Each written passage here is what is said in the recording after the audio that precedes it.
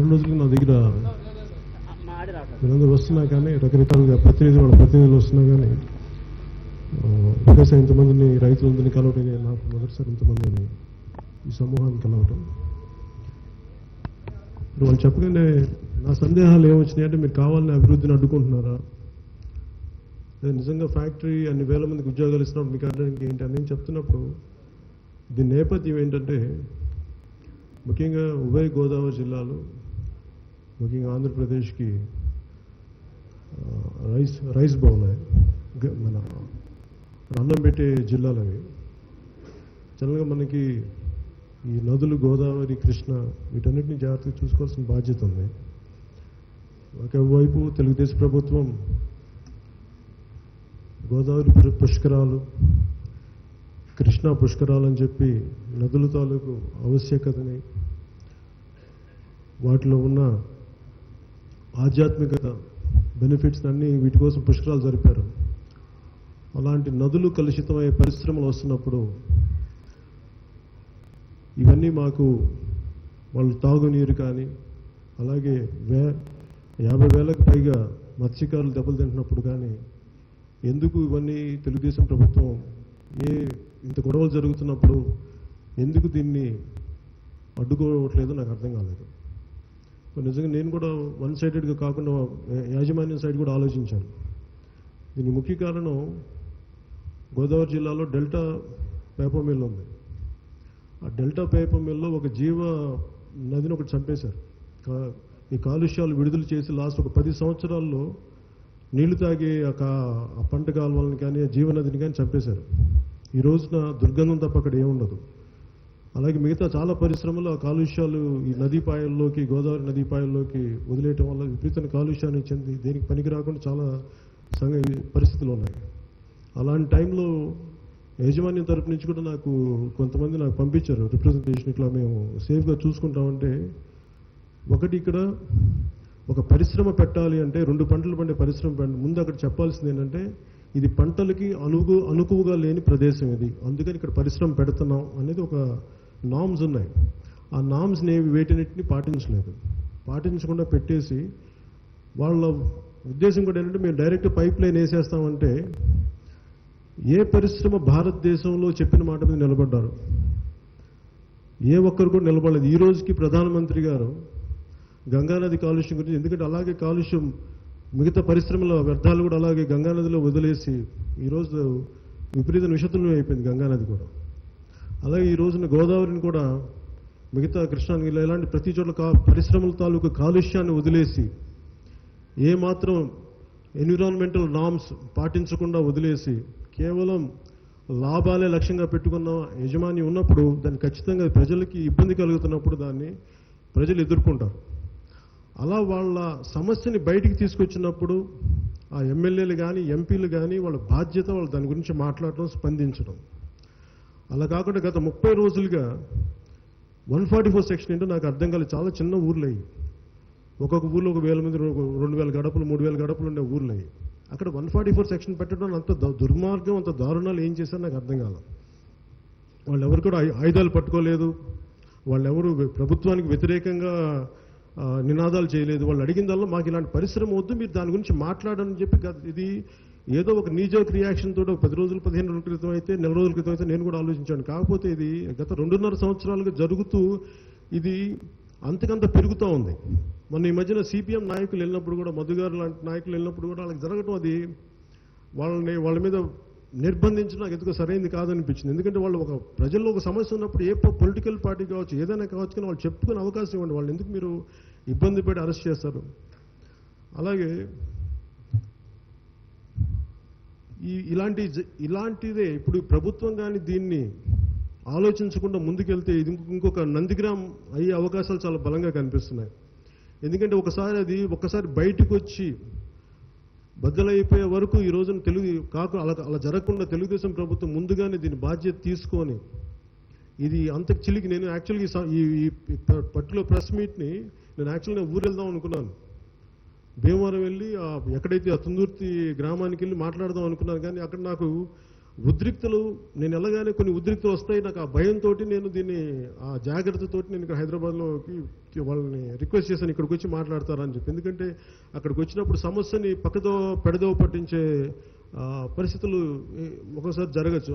వాటన్నిటిని అలా కాకుండా సమస్యని పక్కదో పట్టించకుండా సమస్యని వాళ్ళ రైతుల గూడిని యథాతథంగా మనకి మీడియా వారికి తెలిపేలాగా ఈ ఏర్పాటు చేయడం జరిగింది. మన దేశంలో మనకి ముఖ్యంగా మన పారిశ్రామిక ప్రగతికి ఎవరు కూడా అడ్డం కాదు. నాకు కూడా పారిశ్రామిక ప్రగతి నాకు అత్యంత పెద్దపీట వేస్తాను. కాకపోతే మన సంపద అంతా కొన్ని కులాల మధ్యలో ఉండిపోద్ది.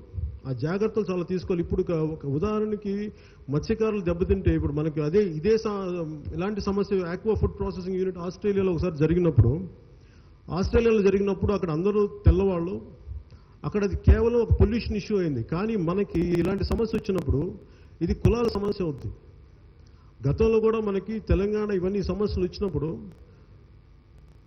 అక్కడ నేను లాస్ట్ టైం కూడా నేను అమరావతికి వెళ్ళినప్పుడు చెప్పానండి, మీరు ఒక సమస్యని మీరు చాలా లోతుగా పరిశీలించకుండా పైన నిర్ణయాలు తీసుకుంటే దీని వెనక చాలా కుల పోరాటాలు వస్తాయి.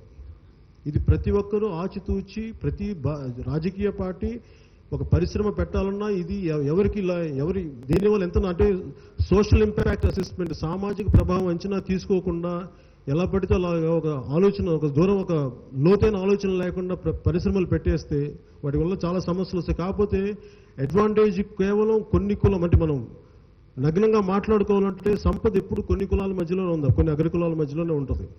నేను దేనికి వ్యతిరేకం కాదు, కానీ దెబ్బతింటున్నప్పుడు మత్స్యకారులు విదేశాల్లో లాగా వాళ్ళు ఒక జాతి కాదు, ఇక్కడ మనకు ఒక కులం.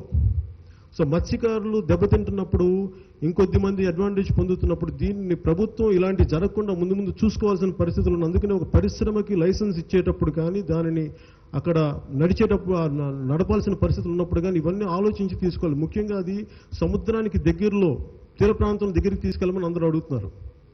అలా కాకుండా వీళ్ళు తీసుకొని ఊరు మధ్యలో పెట్టి గ్రామకంఠం మధ్యలో పెట్టి వీటన్నిటిలో జరపడం వల్ల చాలా నష్టాలు ఉంటాయి.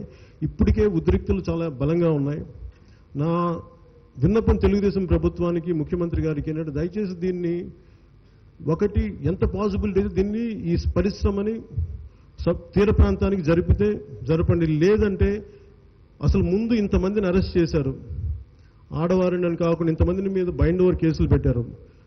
నిజంగా ఇలాంటి కేసులన్నిటికీ ముఖ్యంగా నా ఉద్దేశం ఏంటంటే ఒక కోర్టు వారిని కూడా నేను కోరేది ఏంటంటే ఒక కమిటీని ఏర్పాటు చేయండి. నిజంగా ప్రజల్లో ఇప్పుడు నేను చెప్పింది కాకుండా ఎవరు చెప్పింది కాకుండా ఒక కమిటీని ఏర్పాటు చేసి ఆ కమిటీతోటి ప్రజలతోటి డైరెక్ట్గా మాట్లాడమని చెప్పండి. దీంట్లో సమస్యలు ఎంత ఉన్నాయి లోతుగా విశ్లేషణ జరిపి నిజంగా ఇది అందరూ చెప్పి అందరూ ఉన్నట్టుగా నిజంగా సమస్య ఉంది ఇక్కడ అనుకున్నప్పుడు దీన్ని దయచేసి తీర ప్రాంతానికి జరపవలసిందిగా ఈ పరిశ్రమని ఇక్కడ ఉండకూడదు నేను కోరుకున్నాను. అలాగే ఇక్కడున్న బాధితులందరికీ వారి కుటుంబ సభ్యులందరికీ ఏ విధమైన న్యాయపరమైన సమస్యలు ఉన్నప్పుడు మీకు న్యాయవాదులు కోర్టులో అండగా ఉన్నప్పుడు ఖచ్చితంగా జనసేన మీతో తోడుగా ఉంటుందని మనస్ఫూర్తిగా చెప్తున్నాను. ఇక్కడ మీకు ఎలాంటి కేసులు ఉన్నా కానీ మీకు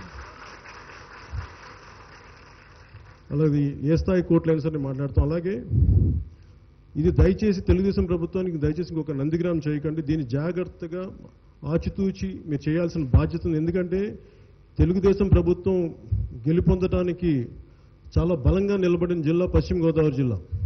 మొత్తం తెలుగుదేశం పార్టీకే వచ్చినాయి అన్ని శాసనసభ్యులు అందరూ అక్కడి నుంచే గెలుపొందారు, అన్ని అసెంబ్లీ నియోజకవర్గాలు. అలాగే ఎంపీ గోకరాజు గంగరాజు గారు కూడా సరైన స్పందన లేదని అంటున్నారు. ముఖ్యంగా బీజేపీ ఎంపీలకు నేను చెప్పేది ఏంటంటే బీజేపీ ఎమ్మెల్యేలు కానీ బీజేపీ ఎంపీలకు కానీ ఒకవైపున ప్రధానమంత్రి గారు గంగ ప్రక్షాళన కోసం ఆయన నడుం కడితే మీరు ఇక్కడ గోదావరిని కలుషితం చేయడం కంకణం కట్టుకున్నారా ఏంటో నాకు అనిపిస్తూ ఉంది.